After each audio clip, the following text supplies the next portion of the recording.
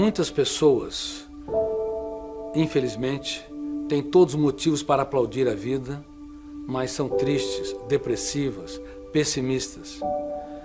E eu particularmente falo que uma pessoa verdadeiramente feliz não é aquela que tem muito dinheiro no banco, nem aquela que recebe muitos aplausos, mas é aquela que faz muito das pequenas coisas.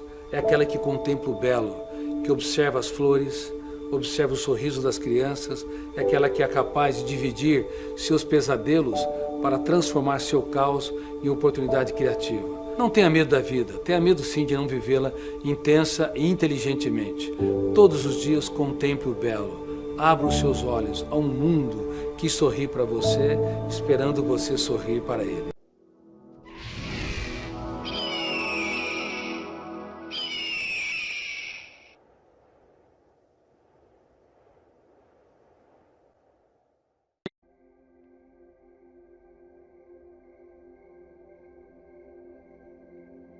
A mente humana é extremamente complexa, muito mais complexa do que nós aprendemos nas universidades.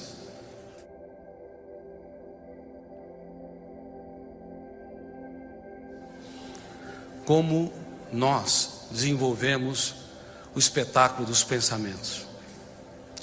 Como o nosso eu pode e deve gerenciar a nossa emoção? Ser líder de si mesmo? Vocês são líderes de si mesmos? O que acham? Ao sofrerem por antecipação, pode ser ótimos para a sua empresa, ótimos para a sua família, mas são carrascos de si mesmos? Não pode dizer que são gestores da sua psique? Queridos amigos, por favor, abra um leque da sua mente para que você entenda minimamente quem você é e o que você pode fazer para ser uma pessoa mais feliz, relaxada, realizada e saudável numa sociedade altamente doente, estressante. Quem não reconhece os seus fantasmas mentais, quem não mapeia a sua história, leva para o seu túmulo os seus conflitos, e a maioria o leva nesta belíssima e brevíssima trajetória existencial. Em primeiro lugar, todos vocês já escreveram uma biografia completa, produzida por um biógrafo inconsciente e implacável que está no seu cérebro. Fenômeno RAM, registro automático da memória. Ele arquiva cada pensamento lúcido ou perturbador, cada emoção prazerosa ou angustiante. Ele arquiva sem autorização do seu eu, que representa a capacidade de escolha, a autodeterminação, a identidade básica, o livre-arbítrio. Ele arquiva tudo que você ama e, em destaque, tudo que você detesta. Tente excluir pessoas da sua vida que o biógrafo do cérebro, chamado fenômeno RAM, registro automático da memória, vai arquivá-lo de forma privilegiada, formando janelas, que são áreas de leituras, por onde você vê, enxerga e reage à vida. Janelas killers, janelas doentias. Todos os dias os seres humanos estão acumulando lixos no córtex cerebral. Todos os dias eles estão formando janelas que podem sequestrá-los no único lugar que eles deveriam ser livres. Você tem um biógrafo que não dormita. Ele está formando as páginas mais importantes da sua história. Se você não se preocupa com o que você pensa, você é um carrasco de si mesmo. Se você não impugna, não recicla, se você não confronta com pensamentos e emoções asfixiantes, tenha certeza, vai faltar oxigênio cedo ou tarde, usando a metáfora, para você respirar. É por isso que muitas pessoas não têm motivos nenhum para serem felizes. Conhece pessoas assim? Não tem motivos para serem depressivos, pessimistas, mórbidos, mas o são. Por isso que há muitos miseráveis morando em palácios. Por isso que há muitas celebridades que se perdem no poder. Há uma preocupação muito grande, porque os seres humanos, por não conhecer o teatro da sua mente, frequentemente não atuam como diretor do seu próprio script. Nos últimos séculos, quando a educação ela foi difundida e penetrou no tecido das sociedades, você ensina matemática, química, física, biologia, você aprende essas matérias usando o pensamento dialético. Só que há um pensamento rebelde aos códigos, rebelde às convenções, que é a matriz mais sofisticada para um ser humano desenvolver sua capacidade de criar, se reinventar, ousar e escrever os capítulos mais nobres da sua história nos momentos mais difíceis da sua vida. Ele se chama pensamento antidialético ou imaginário. Que pensamento vocês usam para construir personagens? Que pensamento vocês usam para construir ambientes e circunstâncias de maneira mais sofisticada que os melhores diretores de Hollywood? É o pensamento antidialético. Sem vocês perceberem, vocês têm uma criatividade surpreendente.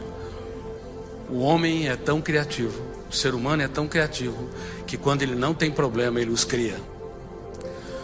Como nós não aprendemos a lidar com o pensamento rebelde aos códigos, o pensamento imaginário ou antidialético, ele fica irresponsavelmente solto na mente humana. Quando você sofre por antecipação, tenha certeza, você usou muito mais que o pensamento dialético, lógico.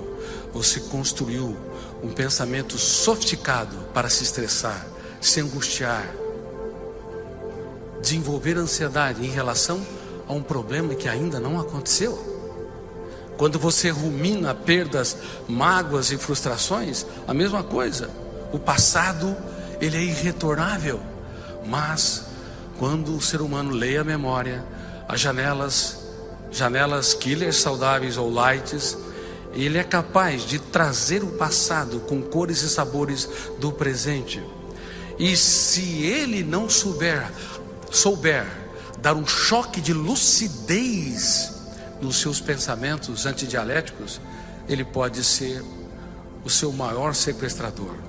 Na verdade, nenhum inimigo, nenhum desafeto, nenhuma pessoa que se opõe a você pode causar tanto dano a você do que o seu eu, se ele exercer o papel de ser gestor da sua própria mente. Que a mente humana é como um fórum. Nós precisamos, neste fórum, ter um excelente advogado de defesa. Se você não aprender a se defender, inclusive dar risadas da sua estupidez, de vez em quando, você é um algoz de si mesmo. Se você não aprender a abraçar mais e julgar menos, se você aumentar os níveis de exigência através do pensamento sofisticado que é o antidialético, tenha certeza, você vai asfixiar, traumatizar quem você ama. E se você não aprender a dar descontos para si, se você não aprender a namorar a vida, tenha certeza, você vai ter grande dificuldade de desenvolver saúde emocional.